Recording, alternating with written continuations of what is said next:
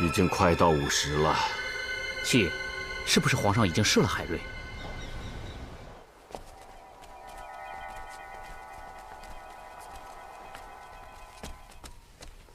主子，徐阁老来了。臣徐阶叩见圣上。朕又看了一遍那个畜生骂朕的奏本。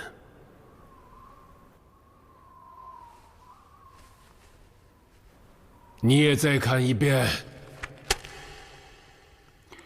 请皇上恕罪。恕谁的罪？恕海瑞，还是恕你？回皇上，请皇上恕臣之罪。臣不忍再看这道奏书。说得好，是可忍，孰不可忍？是。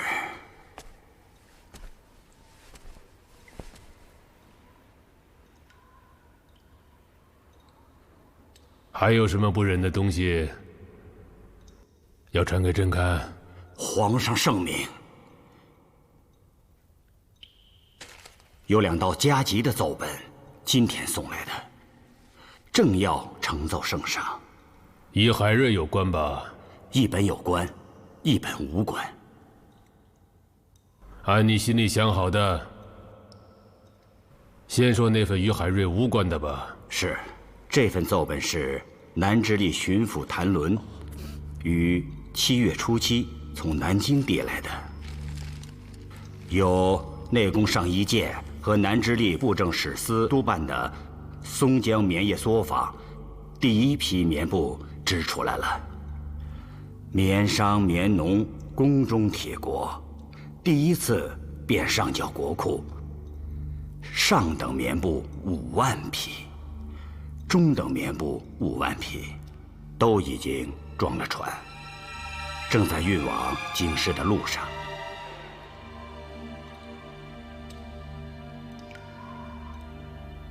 7月初7的奏本，这么快就到了京师？上缴一些棉布，也值得600里加急吗？启奏皇上，辽东那边和蒙古安达停战和议的日期，只剩下不到2个月了。有了这10万匹棉布，蒙古安达便会很快撤兵。他们答应，上贡天朝的2000匹马也会及时交割。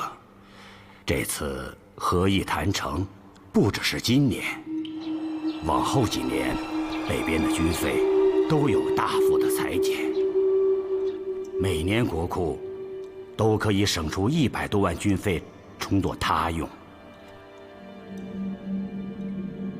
为解圣忧，这样的消息理应尽快地呈奏圣上。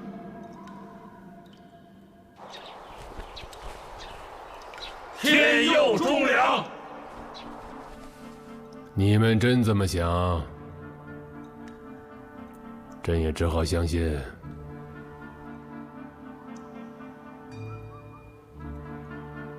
该说与海瑞有关的那道奏书了。说吧。是。据广东巡抚奏报，海瑞的母亲和妻子是6月24到的雷州，准备渡海回海南琼州老家。可海妻正有身孕，在雷州到了产期，是难产。官府因海瑞是罪臣，按朝廷规制，不能给他派郎中。海妻在驿站3天，胎儿生不下来，母子都未能保住。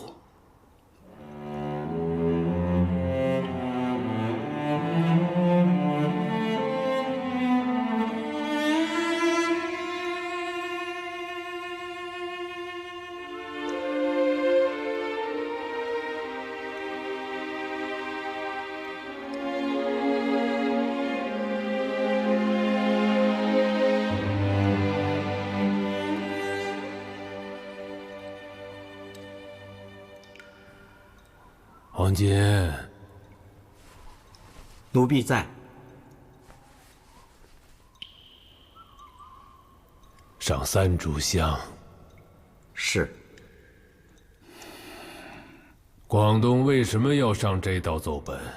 海瑞大不敬于君父。凡有关他的情况，地方官照例要急奏朝廷。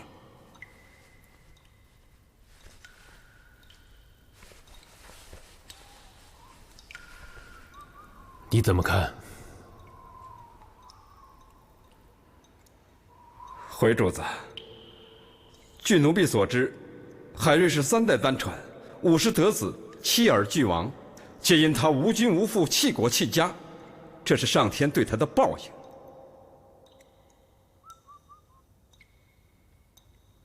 徐阶，起来吧。是。黄锦，奴婢在。将海瑞的名单呈上来。是。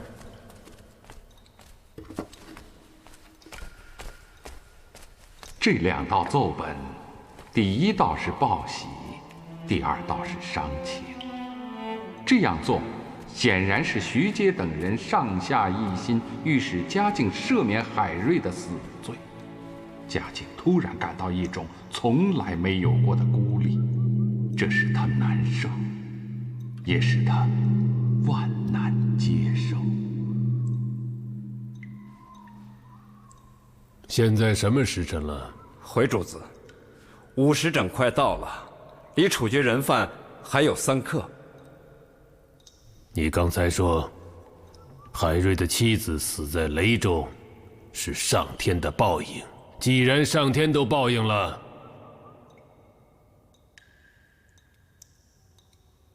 朕也就听天命吧。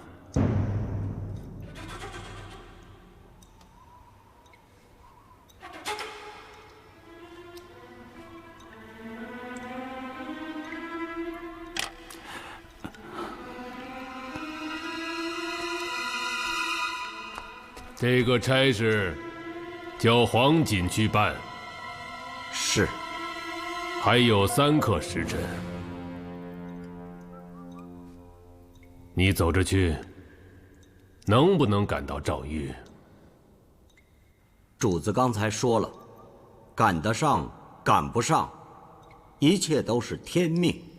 主子，闭上你的嘴！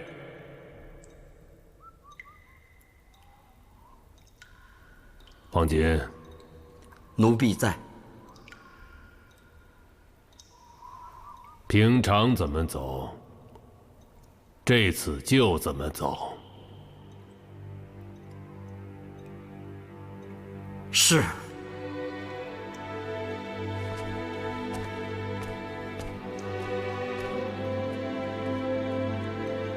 下去吧。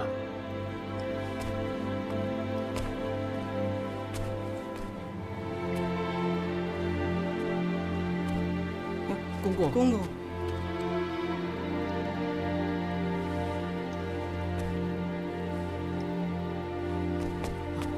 公公，主子说了，我一个人去，不许骑马，不许坐轿，赶得上赶不上都是天意。哦，你先去一下，告诉镇抚司的人，等我的猪皮到了再行刑。是，您慢点儿。你快去呀！啊，是。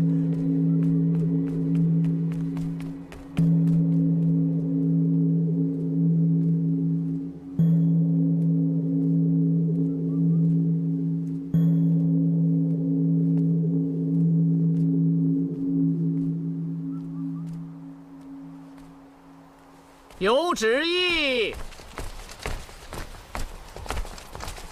有旨意。海瑞已经勾决，53刻行刑。接旨。妾有旨意，可是不在我这儿。勾决海瑞的旨意由黄公公送达。妾，黄公公是走着。黄公公那条腿，真的没有骑马，也没有驾车。哎呀，我说七爷，您今儿怎么了？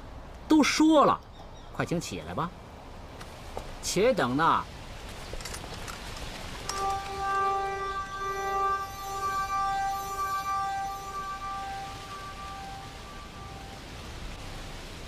打住！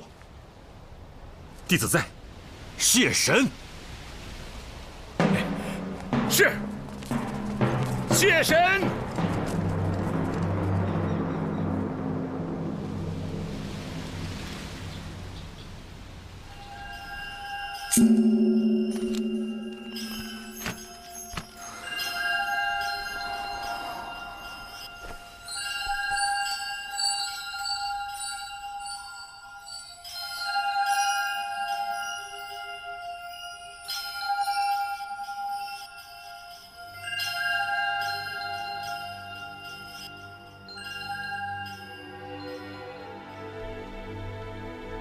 天不生仲尼，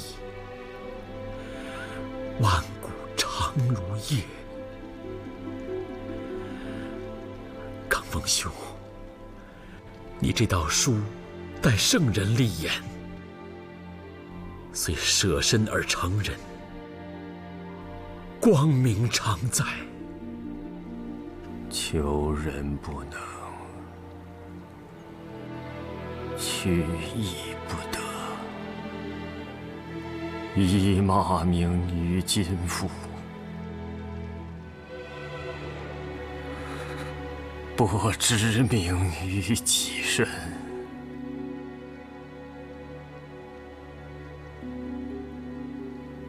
皇上不让我死，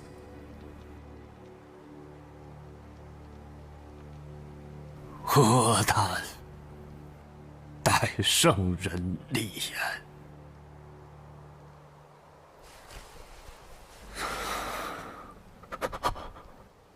你是说，皇上赦免你了？一支蜡烛燃尽，需1个时辰。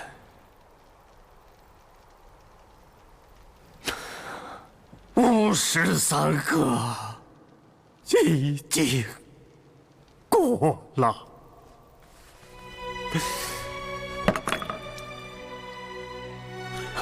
50处，50末。刚峰兄，刚峰兄，皇上赦免你了。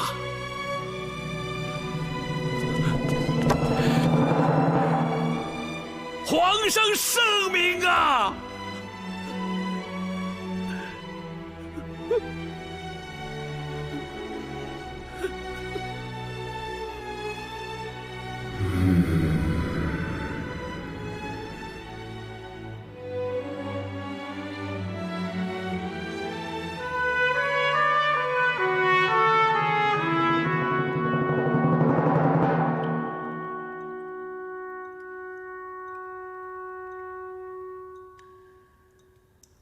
薛阁老，臣在。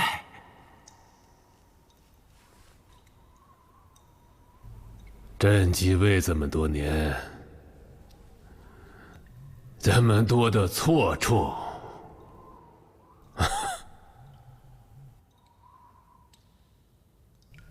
平时你们怎么就没个人敢于奏谏？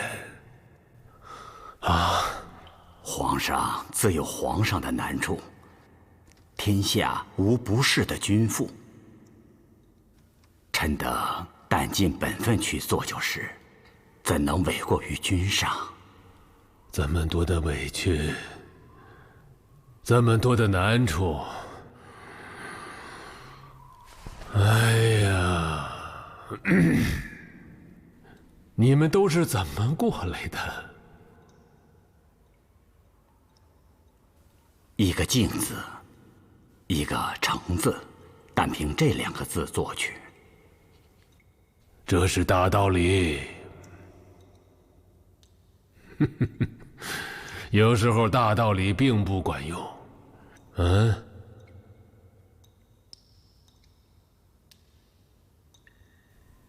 像那个海瑞一样，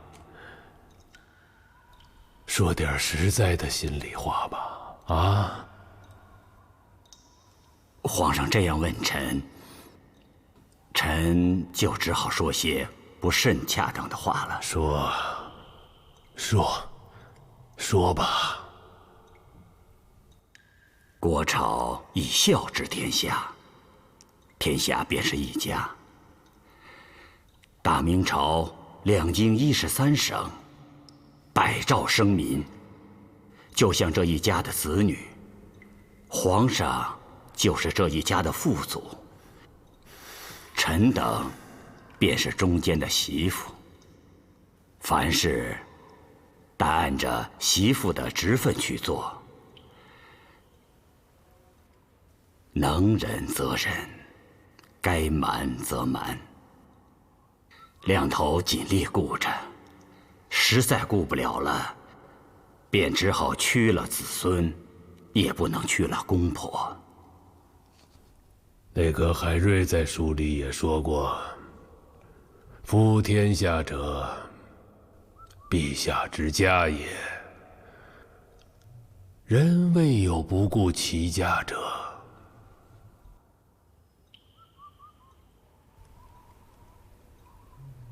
他见的是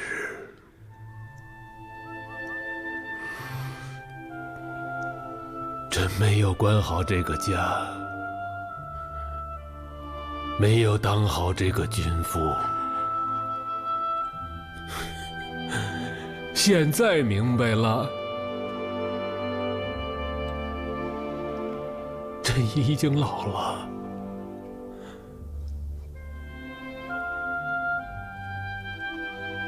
也重病缠身了。再想振作起来，也管不好这个家了。徐阶呀，这些日子呀，朕一直在想，对了喂，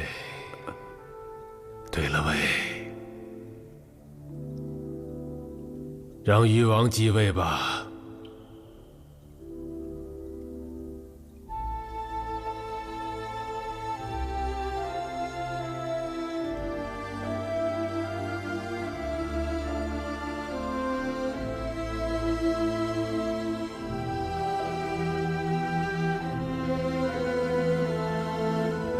万万不可！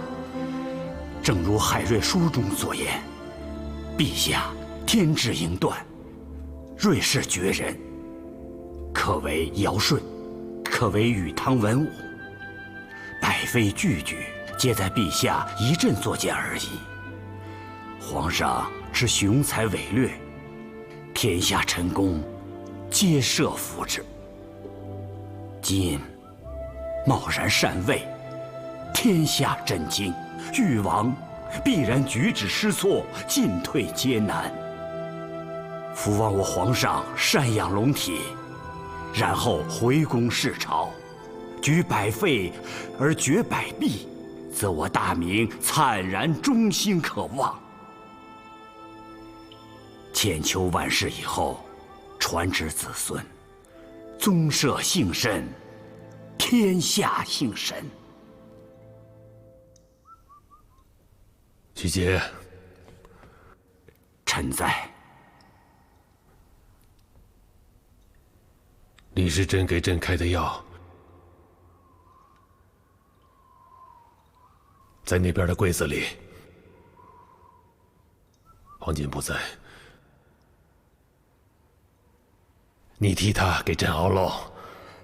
是。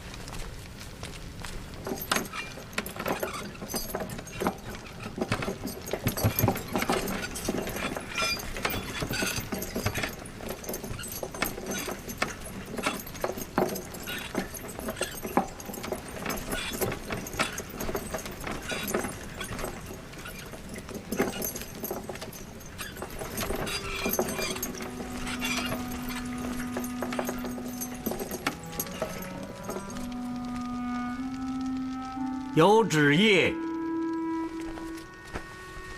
勾决罪官海瑞一名，着黄锦传旨，不许骑马，不许乘坐车轿。若53刻旨意未能送达，是天命赦免海瑞。海瑞，罪臣在，谢天命吧。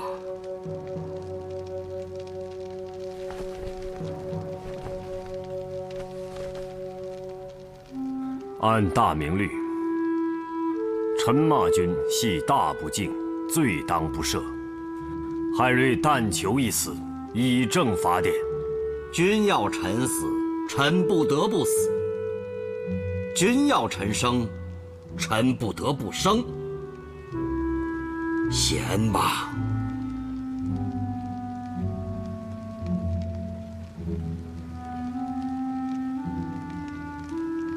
齐大柱，属下在。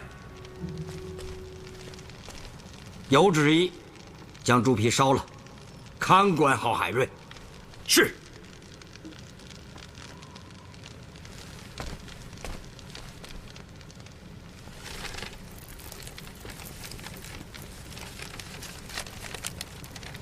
王用吉听旨。罪臣在。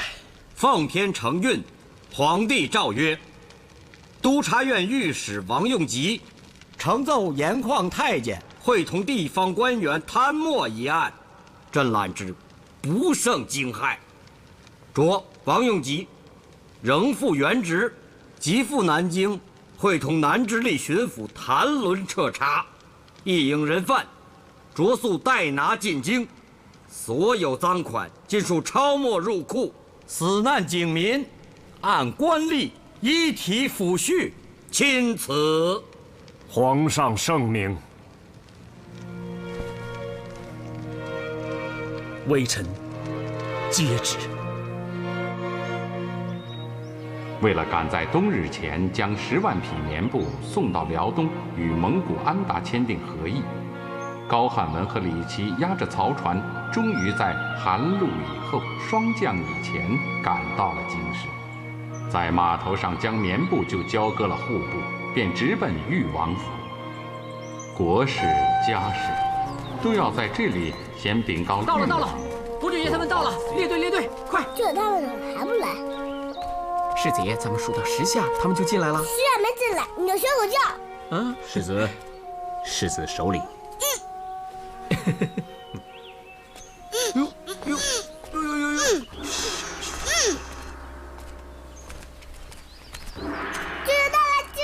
救救到了！见过张大人。张大人，你们一路辛苦。参见世子爷。舅舅，我的东西忘了没有？答应世子爷的东西怎么敢忘呢？装了10几箱呢。可有样最好的东西，世子爷可不能留着，过天需到宫里去进献给皇爷爷。皇爷宫里什么好东西没有啊？舅舅送给你这样东西啊，皇爷爷宫里一准没有。那什么东西？世子爷，你等着。世子爷，你等一下啊。慢些，轻点放。看，来喽。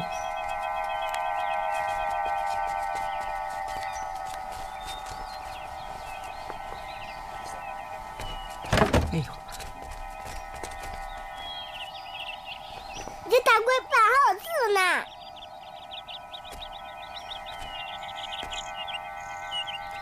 的确是难得的祥瑞。大半这只龟有多大了？世子爷，看龟甲上的字儿就知道啦。后元是汉文帝7年历的年号，戊寅是后元初年。也就是说啊，这只神龟距今有1730年啦。活这么长啦？世子，这只神龟啊，是汉文帝在位时放生的。汉文帝是贤君，皇爷爷也是贤君。世子把这个祥瑞献给皇爷爷，皇爷爷一定会欢喜的。我现在就给皇爷爷送去。别那么急，王爷和娘娘还没看看呢。亏得国舅爷、高老爷你们，嘿，这哪儿得来的呀？天降的祥瑞，早不出来晚不出来，就在我们动身前10天，有人从太湖里网到了他，不敢私留，送到了巡抚衙门。谭伦谭大人知道我们进京，说好了献给世子爷，再让世子爷进献给皇上。哦，哎呦，世子爷使不得啊！母亲，王爷还在里面等我们呢，随我去拜见吧。好。国舅爷，张大人和高大人先办正事，我先去拜见娘娘。啊，那好，请。张居正立刻敏锐到一件埋藏在心底多时的谋划有了一个最好的契机。汉文帝无为而治，史称贤君，嘉靖25年不上朝，常常旷比文帝以自慰。这时让誉王将这支祥瑞进献上去，对誉王继位后推行大政将起到未雨绸缪的妙用。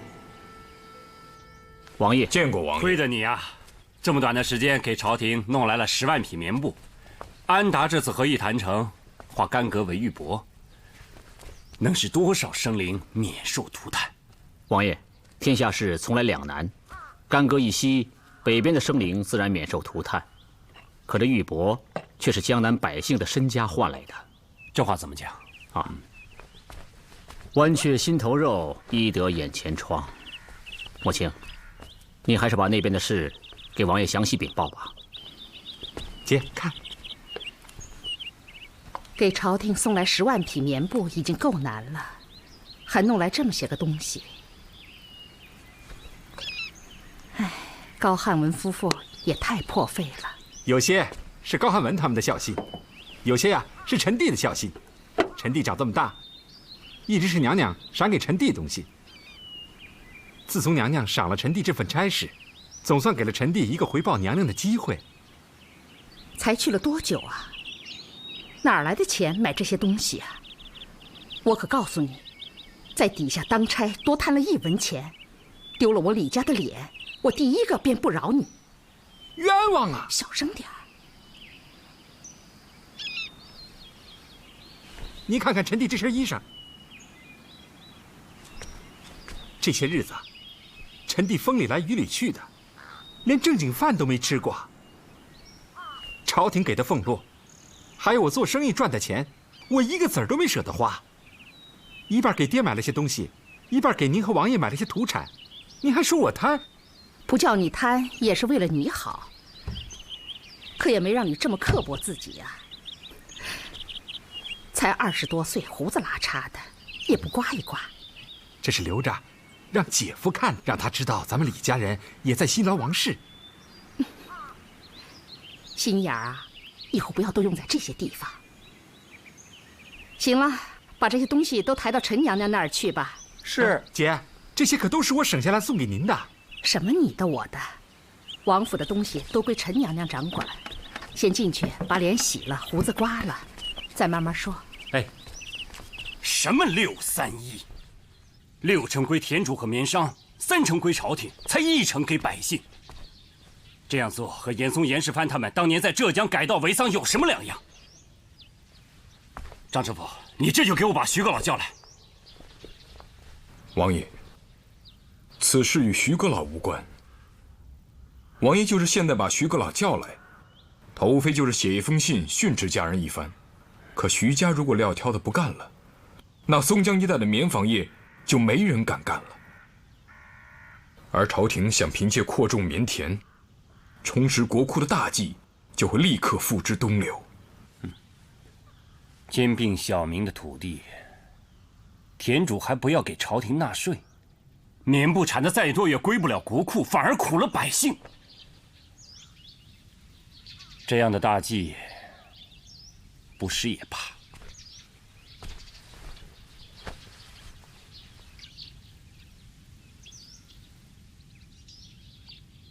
高汉文，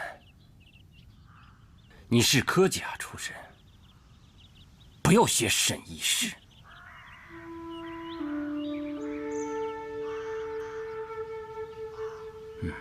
王爷英明，朝朝廷当年在浙江改道为桑，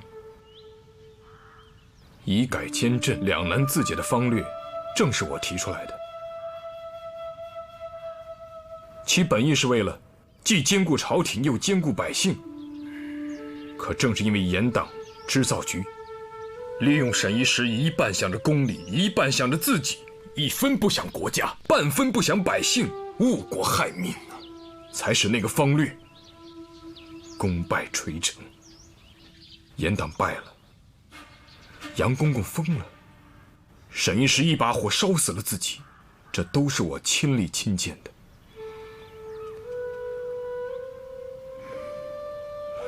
我现在已经是一个庶人了，一杯酒，一卷书，一张琴，就可以度日。我出而经商，就是想亲自试一试，我那个既兼顾朝廷又兼顾百姓的方略是否切实可行。王爷指责的对，我高汉文学的是沈一时。可我学的是前车之鉴。有件事，本不想告诉王爷。这次与蒙古安达合议的10万匹棉布，这么快能够凑齐，其中有一半就是莫清他们夫妇从自己家里拿出来。识君之路，忠君之事，莫清早已经革了职，他现在一介布衣，大可不必为朝廷这样做。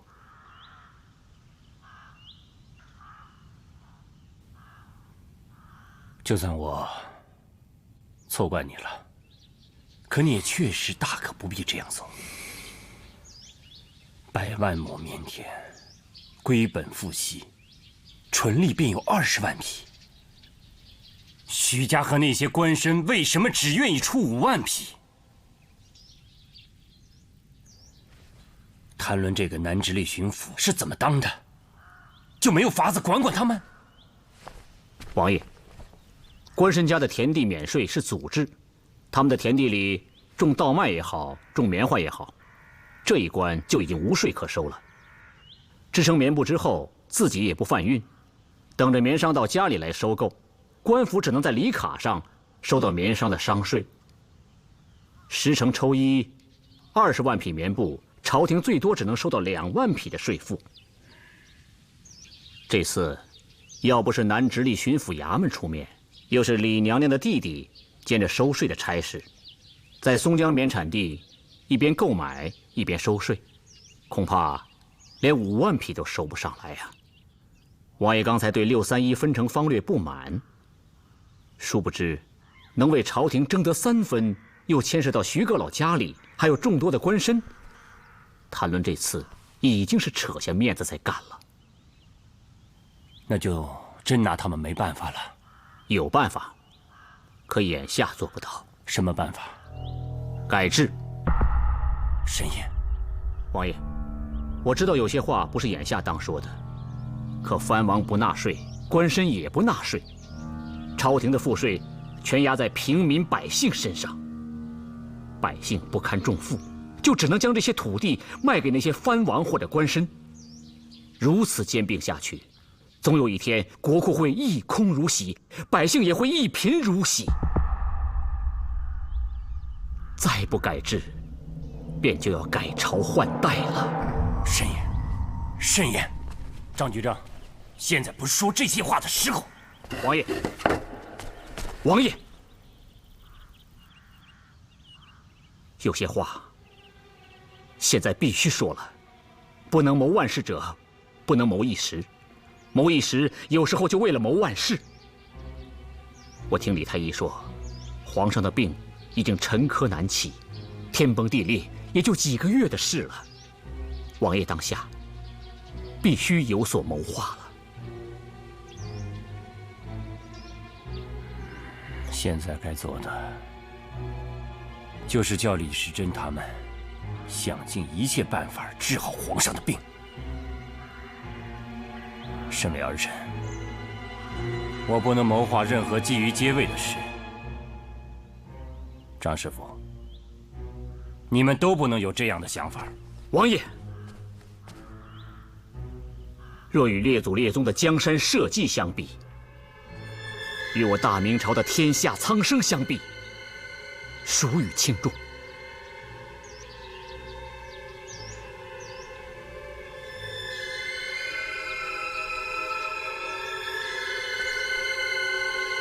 你到底要说什么？比方说，与蒙古安达的和议，他们身处荒漠，要的就是我大明朝的棉布。今年的和议靠的是高汉文他们送来的10万匹棉布，总算是谈成了。可明年的10万匹棉布在哪里？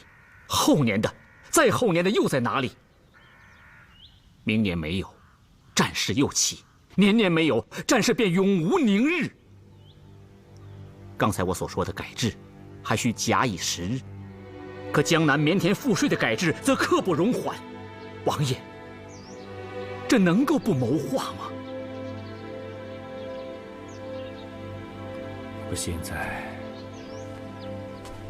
也不能跟皇上说，我更不能寄望于早日接位，来推行这些方略。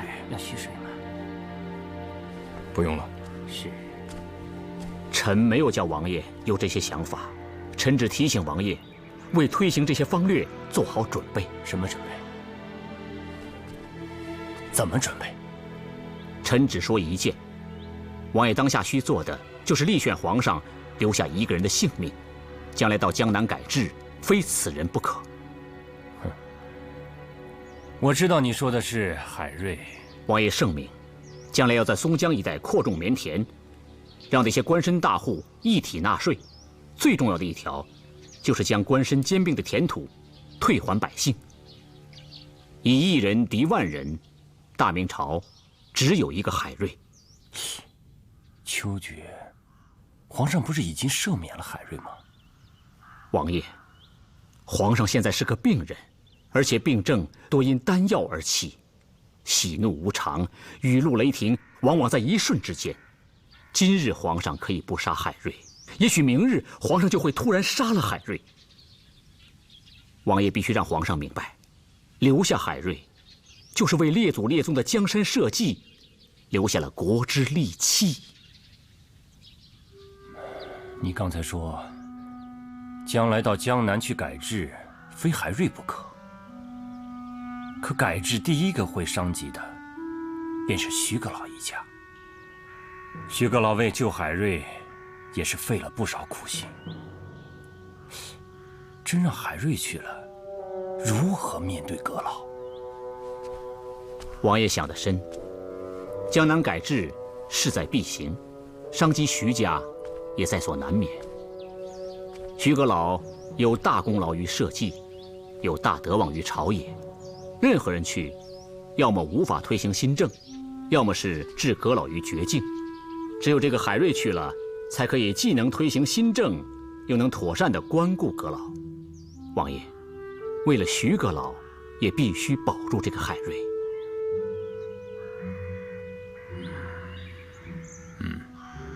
替我拟一个奏本，我明天就去见父皇，受呵斥被罢黜，我也认了。王爷，臣等早已为王爷准备好了，王爷此去绝不会引起皇上不快。母亲，把你带来的那个东西禀告王爷吧。也是天意。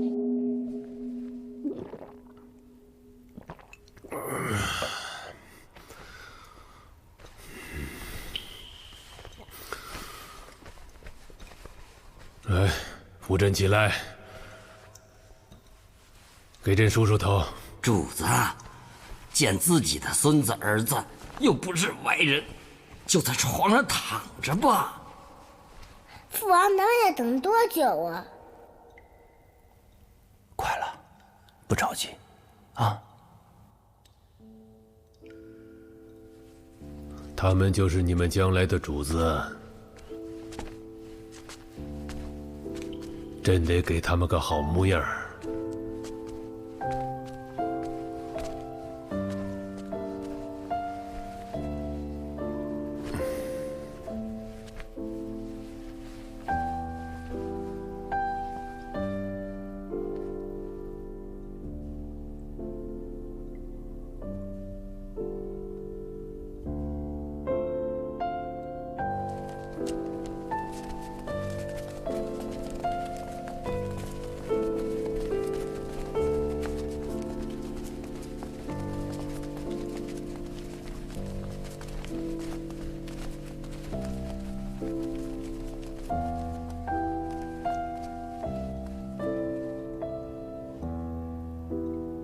去找找。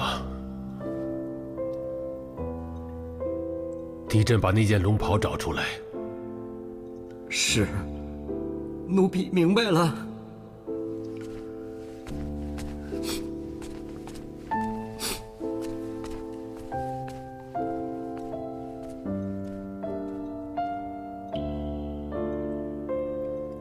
找不着啊？要不就算了。主子，找着了。